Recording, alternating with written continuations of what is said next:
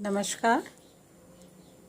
आज हम अमेरिकी संविधान की संघीय व्यवस्था का अध्ययन करेंगे। जैसा कि हमने अपनी पूर्व वार्ता में देखा था कि अमेरिका में संघात्मक शासन व्यवस्था को संविधान के अंतर्गत एक महत्वपूर्ण स्थान प्रदान किया गया है और अमेरिका की समस्त शासन व्यवस्था इस संघात्मक शासन व्यवस्था को या संघीय व्यवस्था को बहुत पुष्ट करती है, मजबूत बनाती है। सबसे पहली विशेषता अमेरिका के संघात्मक शासन व्यवस्था की है कि वहाँ लिखित और सर्वोच्च संविधान है।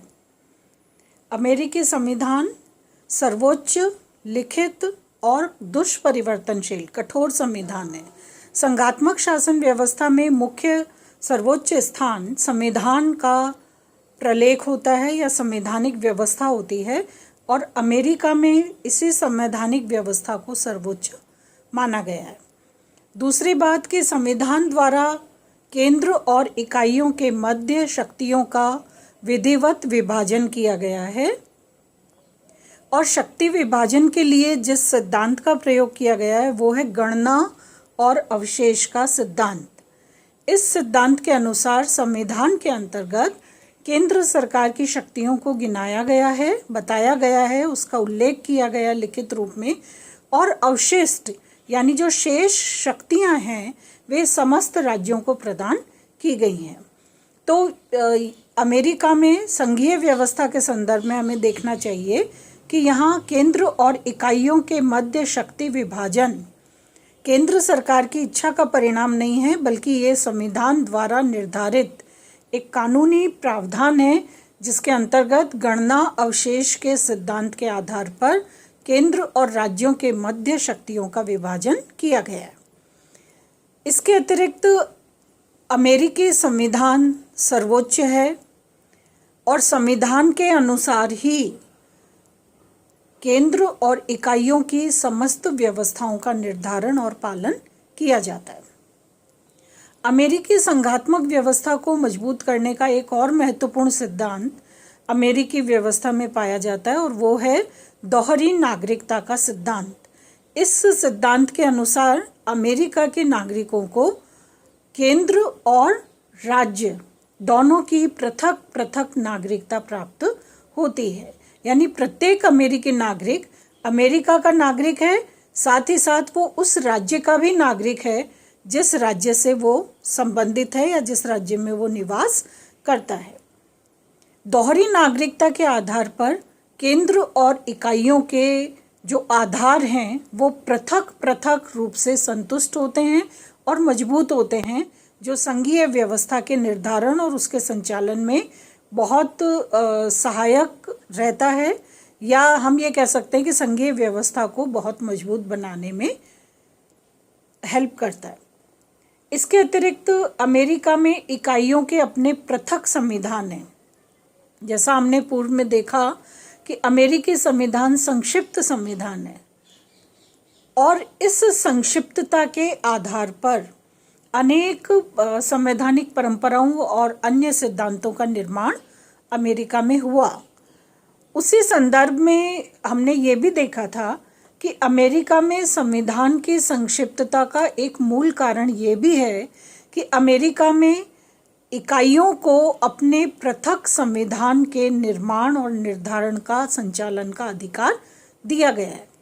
तो इसलिए इकाइयां जो हैं वो अपनी नागरिकता पृथक रखती हैं, उनके संविधान पृथक है, लेकिन ये संविधान इस तरह से पृथक नहीं होते कि वो केंद्र या मुख्य संविधान के विरोध में या उसके बिल्कुल विपरीत प्रभाव वाले संविधान का पालन कर रहे हैं, ऐसा नहीं होता। मूल भावना के आधार पर ही इकाइयां अपने लिए पृथक व्यवस्थाओं के रूप में पृथक संविधान का निर्धारण कर सकती है। इसके अतिरिक्त अमेरिका में सीनेट जो है वो कांग्रेस का द्वितीय सदन है। प्रथम सदन का हाउस ऑफ रिप्रेजेंटेटिव जो है प्रतिनिधि सदन, इसका निर्माण जनता द्वारा चुनाव के आधार पर होता है और द्वितीय सदन है सीनेट, और सीनेट का गठन अमेरिका में इकाइयों के द्वारा किया जाता है। अमेरिका में 50 इकाइयां हैं राज्य स्तर की और हर इकाई सीनेट के लिए 2 प्रतिनिधियों को भेजती है, चुन करके भेजती है। तो प्रथम सदन जहां जनता का प्रतिनिधित्व करता है, तो द्वितीय सदन सीनेट इकाइयों का प्रतिनिधित्व करता है। तो इससे संघात्मक तत्व जो है वो अधिक मजबूत बनता है। इसके अतिरिक्त संविधान संशोधन की जो व्यवस्था है अमेरिका में, इस व्यवस्था में या संविधान संशोधन की प्रक्रिया में भी इकाइयों को एक महत्वपूर्ण आधार पर भाग लेने का अधिकार दिया गया है। और ये अधिकार संविधान संशोधन की प्रक्रिया में इकाइयों द्वारा भाग लेने का ये जो अधिकार है, ये अधिकार नाम मात्र या सिर्फ औपचारिकता भर नहीं है, बल्कि वास्तविक निर्णायक रूप में इकाइयां जो हैं वो संविधान संशोधन की प्रक्रिया में इन्वॉल्व होती हैं। तो ये स्थिति दिखाती है कि अमेरिकी संघीय व्यवस्था में इकाइयों को हीन या हेय दर्जा नहीं दिया गया है। उन्हें लगभग बराबरी का स्तर या कार्यों में भागीदारी का अवसर और साथ ही साथ अपनी व्यवस्थाओं को स्वतंत्र रूप से कायम करने की स्थिति का एक मजबूत आधार जो है वो संघीय व्यवस्था के रूप में इकाइयों को प्रदान किया गया है। इसके अतिरिक्त इकाइयों में राज्य में गवर्नर जो है वो सर्वोच्च कार्यपालिका अधिकारी होता है। इकाइयों में सर्वोच्च कार्यपालिका अधिकारी है गवर्नर, और गवर्नर का चुनाव जनता द्वारा किया जाता है, उस राज्य की जनता द्वारा किया जाता है। तो इस तरह से केंद्र, जहां सामान्य रूप में अन्य संघीय व्यवस्थाओं में गवर्नर के माध्यम से राज्यों पर अपना नियंत्रण कायम करने का एक सूत्र ढूंढती हैं, वहीं अमेरिका में ये स्थिति नहीं है, क्योंकि अमेरिका में इकाइयों के द्वारा ही अपने लिए कार्यपालिका प्रधान के अधिकारी यानी गवर्नर का चुनाव किया जाता है। यानी ये भी एक ऐसा पक्ष तैयार करता है जिसके माध्यम से हम कह सकते हैं कि अमेरिका में इकाइयां जो हैं वो अधिकार युक्त स्थिति में एक स्वतंत्र स्टेटस रखती हैं। अमेरिकी संघीय व्यवस्था में केंद्रीयकरण की प्रवृत्ति पाई जाती है। केंद्रीयकरण की दृष्टि से अगर हम देखें तो लगातार बढ़ोतरी होती जा रही है। तो अमेरिकी संघ व्यवस्था के संदर्भ में ये कहा जा सकता है कि संघीय केंद्रीयकरण एक ऐसी प्रक्रिया है जिसके द्वारा अमेरिका की केंद्रीय सरकार को लगातार नई नई शक्तियां प्राप्त होती है और वो क्रमशः शक्तिशाली बनती जाती है। इसके पीछे एक मूल कारण है कि जब अमेरिकी संघीय व्यवस्था का गठन किया गया, उससे पहले अमेरिका के संघ में शामिल होने वाली जो इकाइयां हैं ये स्वतंत्र उपनिवेश थे। इसलिए इनको अपने सुरक्षात्मक आधार और तात्कालिक आवश्यकताओं की पूर्ति के लिए एक संघ के रूप में गठित होना पड़ा। केंद्रीयकरण की प्रवृत्ति का एक मूल कारण यह है कि इन इकाइयों की इस संगठन या गठन वाली जो प्रक्रिया है, इसे मजबूती प्रदान करने के लिए केंद्र एक सूत्रधार के रूप में इन समस्त इकाइयों को परस्पर जोड़े रखने का कार्य करता है। और इकाइयां जो हैं वो किसी भी रूप में संघ से अपने आप को पृथक नहीं करती। तो ये केंद्रीयकरण निश्चित रूप से एक प्रवृत्ति है जो अमेरिका की संघीय व्यवस्था में हमें स्पष्ट रूप में दिखाई पड़ती है, जिसके परिणाम स्वरूप केंद्र सरकार की शक्तियों में और उसके प्रभाव में या उसके निर्णायक स्थिति में लगातार वृद्धि होती जा रही है। केंद्रीयकरण में जो सहायक तत्व हैं वो पहला है भौतिक, आर्थिक और सामाजिक परिस्थितियों में परिवर्तन।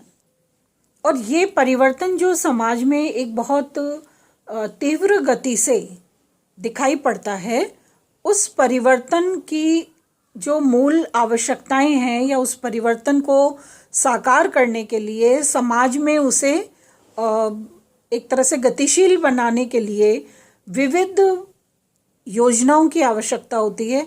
और इन योजनाओं की पूर्ति के लिए राज्यों के पास इतने स्वतंत्र और पर्याप्त साधन नहीं होते कि वो अपने स्तर पर बिल्कुल स्वतंत्र रूप से इन साधनों का प्रयोग करके और सामाजिक आर्थिक परिवर्तन को साकार कर सकें।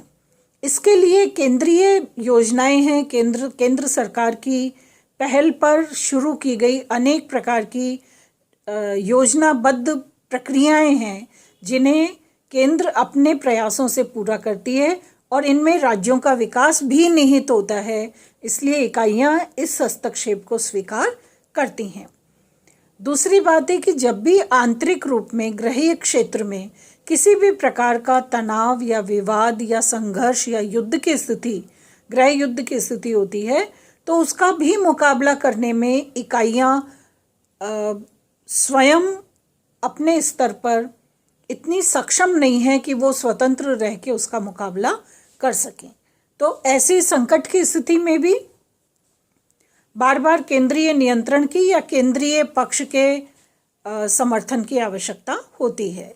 संविधान में जो संशोधन हुए हैं, इन संशोधनों का प्रारूप भी ऐसा है जो अमेरिका की संघीय व्यवस्था में केंद्र के हस्तक्षेप और केंद्र की स्थिति को ज़्यादा मजबूत बनाता है। इसके अतिरिक्त सर्वोच्च न्यायालय ने विभिन्न विवादों में समय समय पर जो निर्णय दिए हैं, उन निर्णयों में भी अमेरिका की समस्त व्यवस्थाओं को ध्यान में रखते हुए केंद्र के आधिपत्य या केंद्र की पहल और केंद्र के निर्देशन का समर्थन किया गया है। तो सर्वोच्च न्यायालय का भी रुझान, क्योंकि संविधान की जो मूल भावना है, वो मूल भावना केंद्र को एक शक्तिशाली संघ के रूप में अपने दायित्व पूर्ति के लिए प्रेरित करती है। तो केंद्र सरकार के कार्य भी उसी प्रकार के, और साथ ही साथ न्यायपालिका या संविधान संशोधन या अन्य प्रकार की जो व्यवस्थाएं हैं, वो भी केंद्र सरकार के इन कार्यों को सफल बनाती हैं या केंद्र सरकार के इस प्रकार के हस्तक्षेप को संभव बनाती हैं। इसके अतिरिक्त आर्थिक रूप तत्व का अगर हम अध्ययन करें तो राज्यों के पास दायित्व हैं, राज्यों के अपने कार्य हैं, लेकिन उनके पास पर्याप्त स्वतंत्र आर्थिक संसाधन नहीं है। इतने पर्याप्त नहीं है कि वो अपनी रिक्वायरमेंट या अपने स्तर की जो आवश्यकताएं हैं वो स्वयं पूर्ति कर सकें।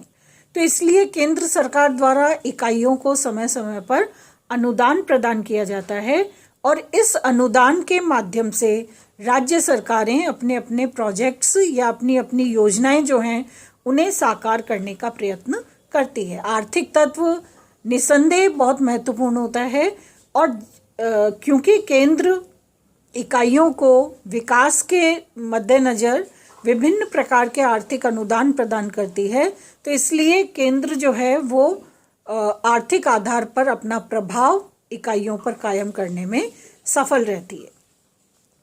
इसके अतिरिक्त अंतर्राष्ट्रीय परिस्थितियां इस प्रकार की है कि संघीय सरकार का दायित्व और उसकी जिम्मेदारी या उसका प्रभाव शक्ति आदि जो है वो निरंतर बढ़ोतरी की तरफ हमें दिखाई पड़ती है, क्योंकि अमेरिका एक महाशक्ति के रूप में अंतर्राष्ट्रीय स्तर पर अपना प्रभाव और अपनी शक्ति स्थापित कर चुका है। तो अमेरिका को अपनी अंतर्राष्ट्रीय भूमिका के निर्वहन के लिए एक सशक्त केंद्रीय सरकार की भूमिका में कार्य करना होता है। तो इसलिए इकाइयां राज्य सरकार पर हावी नहीं हो पाती। इकाइयों की स्थिति इस प्रकार की नहीं है कि वो केंद्र के विपरीत किसी प्रकार का अंतर्राष्ट्रीय प्रयास या अंतर्राष्ट्रीय स्थिति का पालन कर सकें। हालांकि इकाइयों के अपने स्वतंत्र पृथक संविधान हैं, इकाइयों की अपनी पृथक स्वतंत्र नागरिकता है, इसके बावजूद भी इकाइयां केंद्र के से पृथक किसी प्रकार की अंतर्राष्ट्रीय गतिविधियों में, संधि समझौतों में या अन्य प्रकार के मंच या योजनाओं को शेयर नहीं कर सकती या उसके संबंध में किसी प्रकार का विपरीत प्रभाव अपना नहीं रख सकती। तो अंतर्राष्ट्रीय परिस्थितियां इस प्रकार की एक संगठित सरकार को मजबूत बनाने वाले जितने भी आयाम हैं, अमेरिका के संदर्भ में उन आयामों को केंद्र सरकार के पक्ष में निर्धारित किया गया है, जिससे कि अमेरिकी सरकार संघीय आधार पर एक सशक्त सरकार की अंतर्राष्ट्रीय भूमिका में अपने आप को अभिव्यक्त कर सके। इसके अतिरिक्त समस्त संवैधानिक प्रक्रियाओं में सबसे महत्वपूर्ण बात है जनता का विश्वास। अमेरिकी जनता का केंद्र पर निरंतर विश्वास बढ़ता हुआ देखा जा सकता है, और क्योंकि जनमत की राय ये है, जनता स्वयं ऐसा चाहती है कि अमेरिका की केंद्रीय संघीय सरकार मजबूत रहे, और यही कारण है कि अमेरिका में केंद्र सरकार जो है वो जन विश्वास के आधार पर अधिक मजबूती की तरफ, अधिक सशक्तता की तरफ अग्रसर दिखती है। इसके अतिरिक्त औद्योगिक, तकनीकी और वैज्ञानिक विकास की जो विभिन्न योजनाएं हैं जिनसे अमेरिका एक सुपर पावर बना है, उन औद्योगिक और तकनीकी विकास की विभिन्न योजनाओं को अधिक सुनिश्चित तरीके से जारी रखने के लिए, उन पर अपना नियंत्रण बनाए रखने के लिए, उनको बहुत अनुशासित और व्यवस्थित तरीकों से लागू करने के लिए एक सशक्त और मजबूत सरकार की आवश्यकता होती है। इकाइयों के एक हद तक अपने पृथक पृथक इंटरेस्ट हो सकते हैं, हित हो सकते हैं, लेकिन केंद्र का जो हित है, केंद्र की जो मंशा है, संघ सरकार की जो मुख्य भूमिका है, वो संपूर्ण अमेरिकी परिवेश को ध्यान में रख के निर्धारित की गई है। इसलिए हम मान सकते हैं कि अमेरिका में संघीय सरकार का दायित्व अधिक विकसित है, अधिक वृहद है।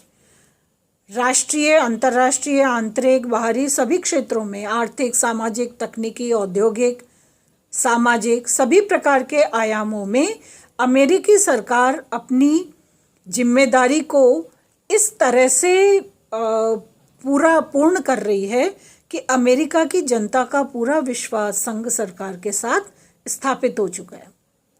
अमेरिका में सर्वोच्च न्यायालय के जो निर्णय हैं वो संघ सरकार की शक्तियों और उसकी भूमिका की पुष्टि करते हैं।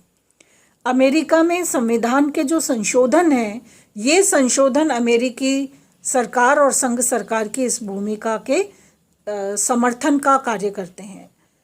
तो उस स्थिति में कोई भी ऐसा आयाम नहीं है जिसके आधार पर हम ये माने कि अमेरिका में जो संघ सरकार है वो कमज़ोर है, या अमेरिका में इकाइयां जो हैं वो अधिक प्रभावी होने की स्थिति में हैं।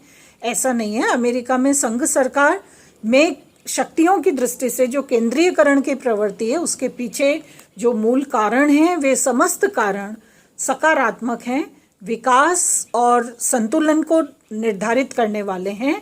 इसलिए ये केंद्रीयकरण किसी भी प्रकार से खतरा साबित नहीं होता। फिर एक सबसे व्यवहारिक बात यह है कि संघ राज्य सहकारिता के सिद्धांत की लोकप्रियता निरंतर बढ़ती जा रही है। इसका मतलब है कि अमेरिका में केंद्र और राज्य सरकारें परस्पर प्रतिद्वंदी नहीं हैं, वो एक दूसरे के विरोधी नहीं हैं, एक को परास्त करके दूसरा आगे निकलने की चेष्टा में नहीं है, बल्कि संघ राज्य की सहकारिता है। यानी परस्पर सहयोग करके दोनों स्तर की इकाइयां अमेरिका की संघीय भावना को, उसकी सुदृढ़ता को सहकारिता के आधार पर, परस्पर सहयोग और समन्वय के आधार पर मजबूत करने का कार्य कर रही हैं। तो अमेरिका की संघीय व्यवस्था संघ व्यवस्था अपनाने वाले अन्य संविधानों के लिए, उनकी व्यवस्थाओं के लिए एक बहुत मजबूत उदाहरण बनता है, क्योंकि अमेरिका की संघीय व्यवस्था लंबे समय से अपनी सफलता के आयाम स्थापित कर रही है। किसी प्रकार की संघीय अस्तित्व को चुनौती देने वाली कोई स्थिति अमेरिकी संघ व्यवस्था के सामने नहीं है, और उसका मूल कारण भी यही है कि अमेरिका में संघ व्यवस्था संघ राज्य सहकारिता के नियम पे काम कर रही है। इसमें परस्पर प्रतिद्वंदिता किसी भी रूप में परिलक्षित नहीं होती। Thank you.